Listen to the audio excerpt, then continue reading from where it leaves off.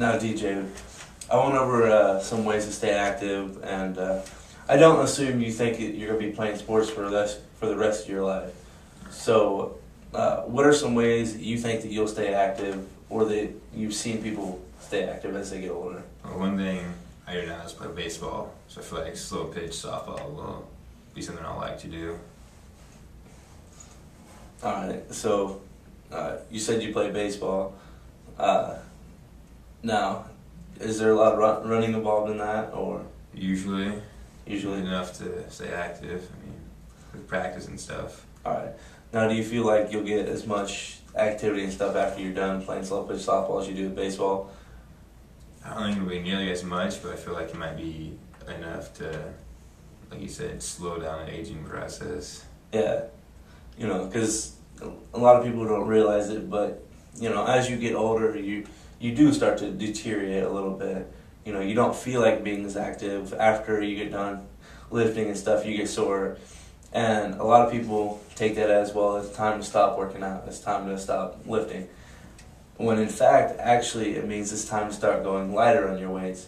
You should never totally quit with the lifting and quit working out and stuff. And, but it's really good to stay active and stuff like that.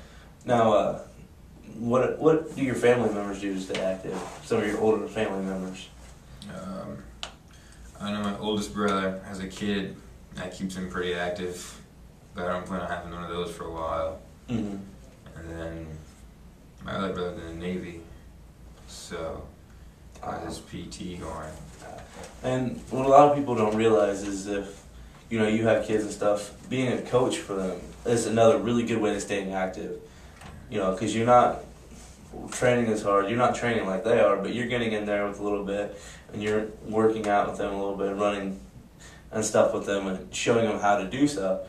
And it's really a good way to stay active is just staying involved with your kids, like you said, with your brother, because that's one thing that you can take up a lot of time, and it's something that you can do something a lot of people don't think of doing.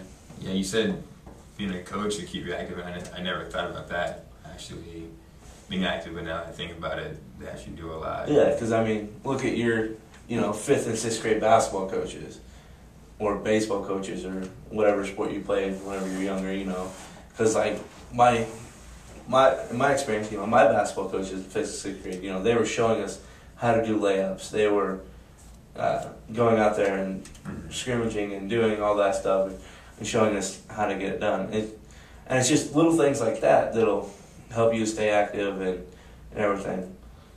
So, what is one thing you learned today about being inactive? What is one of the worst things that could happen to you? I think just drowsiness and always being tired is one thing I'm not looking forward to if I stop being active.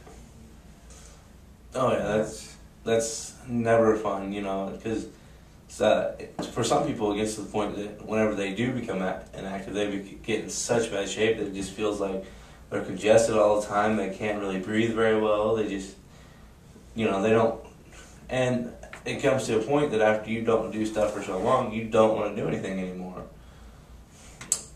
What is one side effect of being overly active that you learned about today? That being overly active can actually hurt you. I think it could hurt you to the point where you are getting sick and deteriorating faster. Oh yeah, like the Iowa football team a little bit ago, from their conditioning being too strenuous, and put 13 players in the hospital. And that's something that a lot of people don't realize is, you got to find a medium. You can't work out too little because you're not doing much good. Anything you do is better than nothing, but if you're not doing very much at all, it's not very good for you. But if you're doing too much, it's actually not good for you either. And see, a lot of people don't realize this. It's just one of those things that, we need to go harder and harder and faster and everything. But you got to find a point in there, because there's a point where you need to just say, okay, this is too much. I need to stop right here. You need to push yourself, but not too hard. So do you do lifting or anything like that? For baseball, we lift 2 days a week because we're in season right now. Yeah. So, Do you think your lifting will change as you get older? oh yeah, I'm not gonna be able to bench press as much as I do now, or be able to squat as much as I do. Yeah. And see, that's one thing that a lot of people, it takes a little bit of time to get used to. As you get older, you don't do the same lifts as when you're younger. You know, a lot of people try to stay away from squats as much because squatting is hard on your joints and your back and stuff. You know, and that's one of those deals, like I was talking about, finding ways to stay active that you're not accustomed to. You know, the same thing goes with lifting, is you find ways to stay lifting, but you do different lifts. Like instead of doing squat, you do leg press or do toe risers, you know, because that works on the same muscle groups, but it's not as strenuous, it's not as hard for you. Alright, well, today you learned the concept of being active and what it does to your body to stay in shape. For next class, I want you to come up with ways you can stay in shape and create your own workout sheet that you could use after you finish with school sports and other stuff like that when you're younger.